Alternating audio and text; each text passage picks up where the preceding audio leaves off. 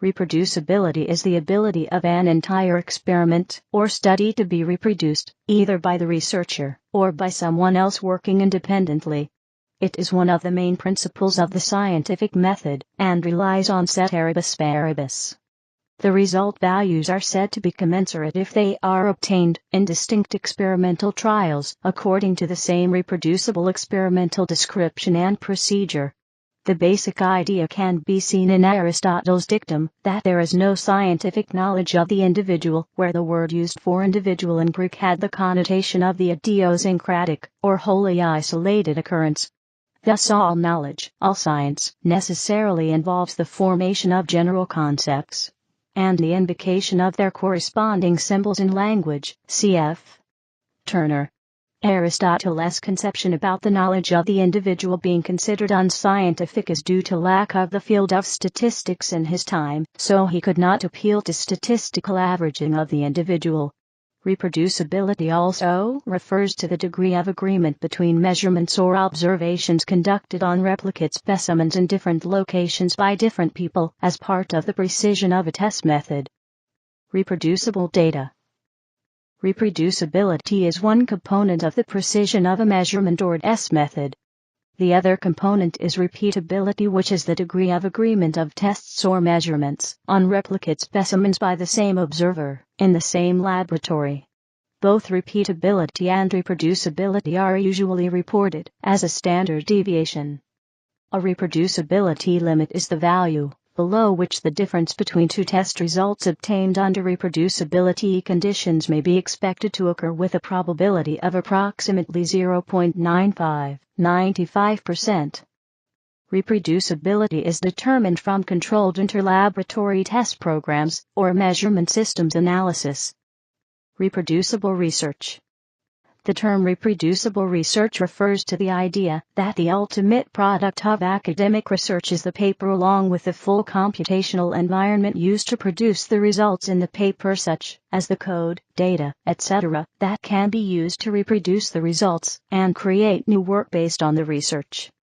Psychology has recently seen a renewal of internal concerns about irreproducible results.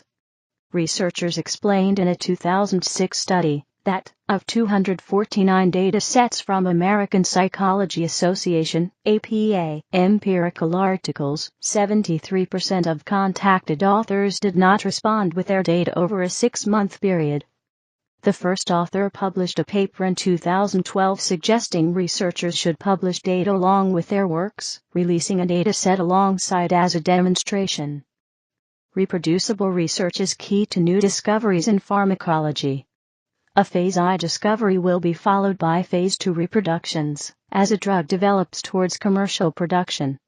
In recent decades, phase II success has fallen from 28% to 18%. A 2011 study found that 65% of medical studies were inconsistent when retested, and only 6% were completely reproducible. In 2012, a survey done for Nature found that 47 out of 53 medical research papers on the subject of cancer were irreproducible. John P. Ioannidis writes, while currently there is unilateral emphasis on, first, discoveries, there should be as much emphasis on replication of discoveries. The Nature study was itself reproduced in the journal PLOS One, which confirmed that a majority of cancer researchers surveyed had been unable to reproduce a result. Attempts to reproduce studies often strained relationships with the laboratories that were first to publish. Noteworthy irreproducible results. Hideo Noguchi became famous for correctly identifying the bacterial agent of syphilis, but also claimed that he could culture this agent in his laboratory. Nobody else has been able to produce this latter result. In March 1989, University of Utah chemist Stanley Pons and Martin Fleischmann reported the production of excess heat that could only be explained by a nuclear process, cold fusion. The report was astounding given the simplicity of the equipment. It was essentially an electrolysis cell containing heavy water and a palladium cathode which rapidly absorbed the deuterium produced during electrolysis. The news media reported on the experiments widely, and it was a front-page item on many newspapers around the world. See Science by press conference.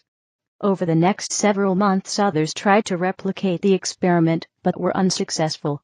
Nikola Tesla claimed as early as 1899 to have used a high-frequency current to light gas-filled lamps from over 25 miles, 40 kilometers, away without using wires. In 1904 he built Wardenclyffe Tower on Long Island to demonstrate means to send and receive power without connecting wires. The facility was never fully operational and was not completed due to economic problems, so no attempt to reproduce his first result was ever carried out.